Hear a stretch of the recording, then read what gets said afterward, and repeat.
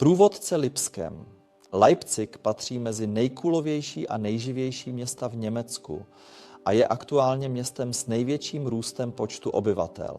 A rád bych vám představil toto město v příštích 15 až 20 minutách a rád bych vám představil a doporučil památky, ale také noční život a hotely.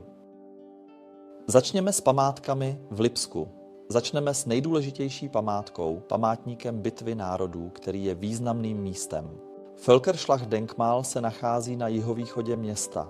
Tento památník připomíná válku kolem Napoleona a je největším památníkem svého druhu v Evropě. Je to opravdu nádherné k vidění. Můžete tam snadno dojít pěšky. Máme tam krásný malý park a malebné jezero. A také můžete běžet nahoru uvnitř. Existují schody, po kterých můžete vystoupat na památník. Výtah je k dispozici do poloviny, pokud si to přejete. Navíc zde můžete obdivovat nádherný výhled na město a region. Vidí se Lipská jezera odtamtud, z památníku Šhora. Důležitá je i slavnostní síň uvnitř, která je velmi krásná a má zvláštní atmosféru, takže určitě navštivte památník Bitvy národů. Jdeme s vámi do města, do centra města. Centrum města je velmi dobře zrekonstruováno. V 90. letech bylo zrekonstruováno mnoho domů v centru, což dodává tomuto místu nezaměnitelný šarm. Existuje velké množství dobře zrekonstruovaných domů díky boomu výstavby v té době. Určitě se vyplatí tam jít. Začneme na trhu Naschmarkt, který rozhodně stojí za prozkoumání. Tam je stará burza. Jedná se o stavbu z 17. století, která je v barokním stylu století. A mohu vám to doporučit, jděte tam někdy. Tam je také velké množství restaurací kolem staré burzy. Je to nádherné. A přímo vedle je stará radnice. Nachází se tady hned vedle vedlejší budova. Vypadá to staré. Nová radnice v Lipsku vypadá také starě, ale ještě starší je staroměstská. V staré radnici najdete Muzeum městské historie, model města, který je také velmi pěkný a velmi působivé muzeum. Můžu vám jen doporučit, abyste tam šli. Když dorazíme do centra, půjdeme přímo k kostelu svatého Tomáše. Uvnitř Thomaskirche můžeme vidět starou kostelní stavbu, která byla místem účinkování Johannese Sebastiana Bacha, slavného hudebního skladatele a varhaníka. A byl tam kantorem a po mnoho let tam také se věnoval hudbě a dělal ji s vášní a oddaností. Určitě stojí za návštěvu Thomaskirche, na druhé straně centra se nachází kostel svatého Mikuláše. Nachází se zde. Nikolajkirche je kostel, který se stal symbolem mírové revoluce v Německu, která měla velký vliv na pád berlínské zdi a sjednocení Německa. V Německé demokratické republice začaly protesty proti režimu NDR. Současně se konaly pondělní modlitby a demonstrace. Tyto události přinesly významné změny ve společnosti. To je historický pupík, který si můžete prohlédnout v kostele svatého Mikuláše. A když už jsme u tohoto tématu, u protestů proti režimu NDR, tady je hned vedle tohoto fóra pro současnou historii. Součástí tohoto fóra je výstava o mírové revoluci v Lipsku, která začala v Lipsku a měla značný vliv na události v NDR. Určitě doporučujeme, pokud zůstaneme v centru, můžeme si tady prohlédnout operu a také navštívit slavný hudební sál Gewandhaus. Gewandhaus je budova z 70. let v NDR. Tam je jeden z nejlepších koncertních sálů. Tam také pracoval a působil slavný dirigent Kurt Masur. To znamená, že je to vidět tady a opera naproti je známá svými baletními představeními a velmi, velmi krásnými operními představeními k prohlídce. Dále můžeme jít nahoru na hlavní nádraží. Je to největší nádraží v Evropě a je umístěno v hlavním městě. Tato budova je impozantní a zároveň nejnavštěvovanější v celém Sasku, kde se nachází i město Lipsko. Určitě stojí za to ji navštívit a prozkoumat její krásu. Je to směs nádraží a nákupních center. To bylo, když to bylo postaveno, relativně nové, že to bylo uděláno takto a je to opravdový příběh úspěchu. Hlavní nádraží v Lipsku rozhodně stojí za návštěvu a pokud přiletíte letadlem, tak tam také končí letištní autobusy na hlavním nádraží. Ano, teď může být možná, že řeknete, že chcete mít trochu kultury a kulturního života a Lipsko je známé svou galerijní scénou a umělci, kteří tam pracují, a k tomu musíte jít na západní část Lipska a pokračujete tady dál, tady dál, tady dál a tam začíná Lipská bavlnářská továrna. Toto je oblast, kde bývala stará bavlnářská továrna. A v této továrně se nyní usadili umělci. Jsou tam startupy, různé scény, existují umělecké obchody a také umělecké galerie. Je to naprostá nutnost. Pravidelně se tam také konají prohlídky a kontrola. To znamená, že všechny galerie a umělci mají otevřená svá ateliéry. A to je jako malá bienále, udělat to jako happening, opravdu krásné. Můžu to jen doporučit, zajít tam. Pokud přijdete do města s dětmi, rozhodně navštivte Unikátum dětské muzeum, které se nachází v blízkosti. Malé muzeum, kde si s dětmi můžete něco užít. Je nádherné a rozhodně stojí za doporučení. Určitě ho vřele doporučuji. To jsou zatím nejdůležitější památky Lipska. Ještě je mnohem více. Pokud jsem něco přehlédl a pokud jste navštívili něco jiného, napište to prosím do komentářů. Teď se vrátíme k sportu a dětem. Chci vám ukázat parky v Lipsku, protože Lipsko je plné přírodního lesa, který je protkán městem a jeho parky. Toto místo lze dosáhnout pohybem směrem vzhůru až dolů až k jezerům v této oblasti. To je velmi pěkné. Pokud jste s dítětem venku, existují 3 body, které můžete navštívit s dětmi. Jedním zde je Lipský les a tam je, teď musím rychle podívat, tam je také Finde, který je další zajímavou lokalitou v této oblasti. Ano, trochu severněji odtud se nachází Auence a v okolí jezera je parková železnice. Malá železnice je neuvěřitelně oblíbená u dětí ve věku 3 až 7 let, dokáže je nadchnout a ohromit. A parková železnice je krásná trasa, kde se můžete projet kolem jezera. Krátká vzdálenost 15 minut. Druhá věc je, že když jsme tady v parku, je nutné navštívit Zoo Lipsko a prohlédnout si ji. Zoo je pravidelně oceněna jako nejkrásnější. Uvnitř se nachází země Gondwana, která je takzvanou zemí. Gondwanaland je tropická hala, kam můžete jít i v zimě a zažít tropickou atmosféru a vidět mnoho zvířat. A tam mají stezku, kde můžete jít 20 minut přes halu, která je opravdu velmi dobře navržená. Doporučení Gondwana. A když půjdeme na jih, je tu ještě zoologická zahrada v Lipsku. Divoký park je místo, kde můžete vidět divoká zvířata. Navíc tam není žádné vstupné. Tam se můžete jít podívat zdarma. Také tam jsou doporučení. Teď bych vám chtěl doporučit navštívit jezera v Lipsku. Na jižním okraji města Lipsko se nachází překrásné jezero s názvem Kosbudener. Tady je, chtěl bych vám to ukázat na mapě, opravdová písečná pláž. A vy si musíte představit, že jste na Majorce nebo někde na Baltu.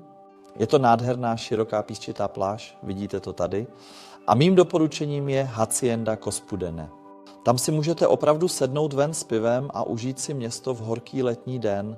Určitě se vyplatí tam zajít. Na pláž se dostanete na kole za 30 minut z centra města. Cesta je krásná a stojí za to si ji užít. Kromě toho jsou i jiná jezera, jako je jezero Markliberger. Dole je ještě jedno jezero, tady ještě jedno a na severu města je také ještě jedno a další jezero. Tyto jezera vznikla jako bývalé hnědouhelné doly.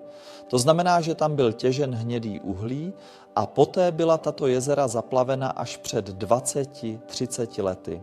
Je to unikátní přírodní krajina, která vznikla tímto způsobem. Stojí za to navštívit Lipsko, alespoň kvůli jezerům. Dále můžete provozovat vodní sporty také v Lipsku. Existuje velmi mnoho půjčoven kánoí, kde si můžete pronajmout veslice a poté se projíždět vodními cestami města. Zkusím vám to ukázat. Zde uvidíte rozlehlou vodní krajinu s množstvím řek, které můžete projet na kajaku. Je to opravdu skvělá sportovní aktivita, která stojí za to vyzkoušet a nabízí mnoho zábavy. K tomu je i Klára Zetkin Park, centrální park, blízko, protože zde je radnice, nová radnice, která nevypadá nově, ale je to nová radnice, která je hned tady. Kromě toho info, o kterých mluvím, odkazujeme v popisu videa přes odkaz na Google Maps. Nemusíte zapisovat všechno, ale můžete použít odkazy na Google Maps. Přicházíme k praktické části. Pokud se rozhodnete přijet do Lipska, můžete se tam dostat vlakem z téměř jakékoliv části Evropy. Toto najdete, zde se nachází nádraží a odtud můžete se vydat na cestu do Lipska. Existují přípojné spoje ze Curychu, existují skvělé spojení vlakem. I když je to z Londýna, je snadné se dostat do Lipska.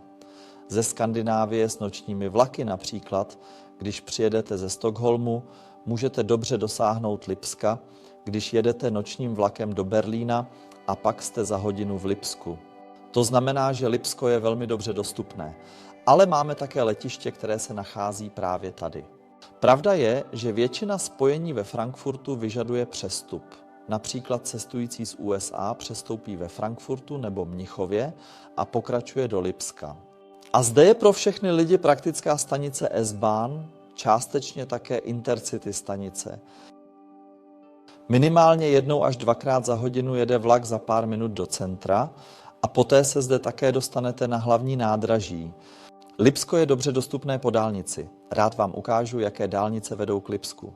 Z Berlína trvá jízda zhruba přibližně 2 hodiny, z Mnichova trvá jízda autem přibližně 4 hodiny a z Prahy je to přibližně 2 až 2,5 hodiny do Lipska. Všechno je velmi dobře dosažitelné, takže než se dostaneme k nočnímu životu, ještě jednou upozornění na hotely.